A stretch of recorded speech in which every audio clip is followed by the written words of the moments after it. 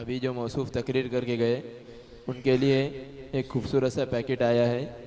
ان سے گزارش ہے کہ آئے اور اپنا انعام حاصل کریں.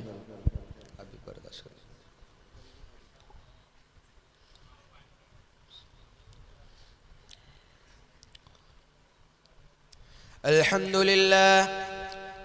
لله وكفى وسلام على عباده الذين اصطفى أما بعد فأعوذ بالله من الشيطان الرجيم بسم الله الرحمن الرحيم وأنتم الأعلون إن كنتم مؤمنين صدق الله العظيم.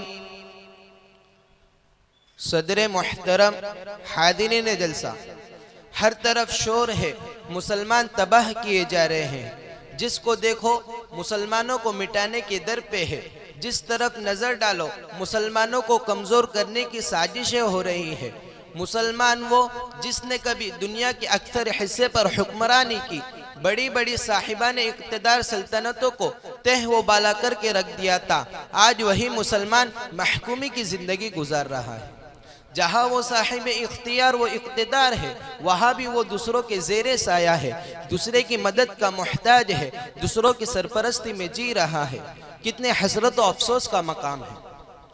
وہ مسلمان جس نے دریا اور سمندروں پر حکمرانی کی، وہ مسلمان جس نے صحرا و بیابا اپنے زیر نگی کیے، وہ مسلمان جس کے حکم کے تابعداری جنگل کے بے زبان جانوروں اور مشرق سے مغرب اور شمال سے جنوب تک کی اڑتی ہواؤں نے کی. ہاں آج وہی مسلمان حیران و پریشان، افسردہ و غمناک زندگی کے مقابلے میں بے بس و بے کس اور لاچار و مجبور نظر آ رہا ہے. آخر ایسا کیوں ہوا؟ مسلمانوں کو یہ دن کیوں دیکھنا پڑا؟ کیا اسباب و عوامل ہے جنہوں نے مسلمانوں کے عروج کو زوال سے، اقتدار کو محکومی سے اور عزت و ناموری کو ذلت و خواری سے بدل دیا؟ آج میں اسی موضوع کو لے کر آپ کے سامنے آیا ہوں.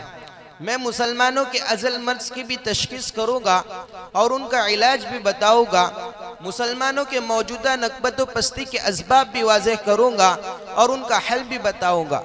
لیکن یاد رکھیے، یہ علاج اور یہ حل میرا وضح کردہ نہ ہوگا بلکہ قرآن و حدیث کا بتایا ہوا ہوگا، مالک کائنات اور اس کے حبیب صلی اللہ علیہ وسلم کے فرمودات و ہدایت کے روشنی میں ہوگا. میرے دوستو، آج ہم کو اپنے اندر تبدیلی پیدا کرنے کی ضرورت ہے، اپنے آپ کو بدلنے کی ضرورت ہے. اتنا بدلنے کی ضرورت ہے کہ ہمارے ساتھ ساتھ ہمارا ماحول بدل جائے، ہمارے حالات بدل جائے، ایک نئی دنیا ہو، نئی فضا ہو، نئی آب و ہوا ہو. ان اللہ لا یغیر ما بقوم حتی یغیروا ما بانفسهم. خدا نے آج تک اس قوم کی حالت نہیں بدلی، نہ ہو جس کو خیال آپ اپنی حالت کے بدلنے کا. ہماری زندگیوں میں ایسا انقلاب رونما ہو جائے جو گردش وقت کو پھیر دے، حالات کے رخ کو موڑ دے. تاریخ کا دھارا جو غیروں کے سمت بہ رہا ہے اس کا بہاؤ ہماری طرف ہو جائے. ہماری ہی کایا نہ پلٹے بلکہ دنیا کی کایا پلٹ جائے. پھر جانتے ہو آپ کیا ہوگا؟ یہ دنیا اور دنیا کا اقتدار مسلمانوں کے زیر نگی ہوگا. یہ کائنات اور کائنات کا نیر نگیا مسلمانوں کے تابع فرمان ہوگا. حکومت اور حکمرانی، سلطنت اور سلطانی مسلمانوں کی جاگیر ہوگی. مسلمانوں کا قافلہ رشد و ہدایت اور کاروان علم و حکمت اسلاف کے تابندہ نقوش سے رہنمائی حاصل کرتا ہوا منزل با منزل کامیابیوں اور کامرانیوں کی طرف بڑھتا چلا جائے گا. آج مسلمانوں کو اپنی صفوں میں اتحاد پیدا کرنے کی ضرورت ہے، اختلافات کو مٹانے اور آپسی بھید بھاؤ کو ختم کرنے کی ضرورت ہے، ایک دوسرے کے دکھ درد میں شریک ہونے اور ایک دوسرے کے ساتھ سچی ہمدردی کی ضرورت ہے، اور اس کے ساتھ ساتھ اللہ کی رسی کو مضبوطی سے پکڑ لینے کی ضرورت ہے. وَاعْتَصِمُوا بِحَبْلِ اللَّهِ جَمِيعًا وَلَا تَفَرَّقُوا. تم سب مل کر اللہ کی رسی کو مضبوطی سے پکڑو اور آپس میں متفرق نہ ہو. عرب کے جس ماحول میں حضور صلی اللہ علیہ وسلم تشریف لائے تھے اس میں بھی اختلافات تھے. لوگ ایک دوسرے کے جانی دشمن تھے، خون کے پیاسے تھے. معمولی باتوں پر خون کی ندیاں بہہ جاتی تھی. خاندانی و گروہی اختلافات مدت العمر چلتے رہتے تھے. لیکن جب انہی جانی دشمنوں کو اسلام کی دولت ملی تو بھائی بھائی بن گئے، ذاتی دشمنی کو فراموش کر دیا اور دینی اخوت کے بنا پر ایک دوسرے کے ہمدرد اور خیرخواہ بن گئے۔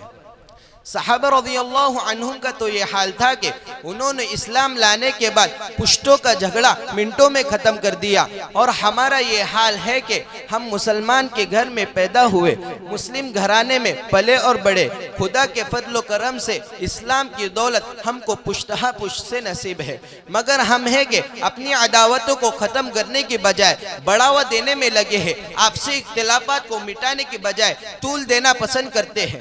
بتائیے کیا ان حالات میں ہم آگے بڑھ سکتے ہیں، ترقی کر سکتے ہیں؟ کیا اتحاد و اتفاق کی دولت کے بغیر کوئی قوم باعزت زندگی گزار سکتی ہے؟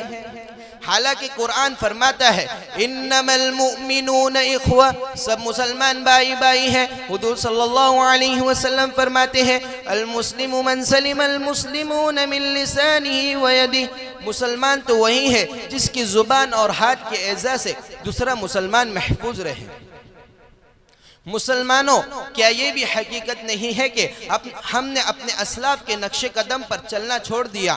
ہمارا اعمال نامہ عمل صالح کی دولت سے مالا مال نہیں، ہم اللہ کے نہیں ہوئے، اس لیے اللہ تعالیٰ بھی ہمارا نہیں ہوا۔ اے لا الہ کے وارث، باقی نہیں ہے تجھ میں۔ صدق اللہ العظیم۔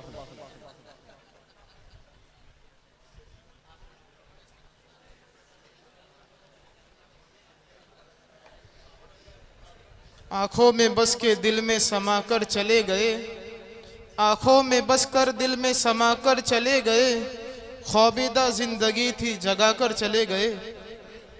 حضرات، میں اس کے بعد ہمارے اس مجلس کی آخری کڑی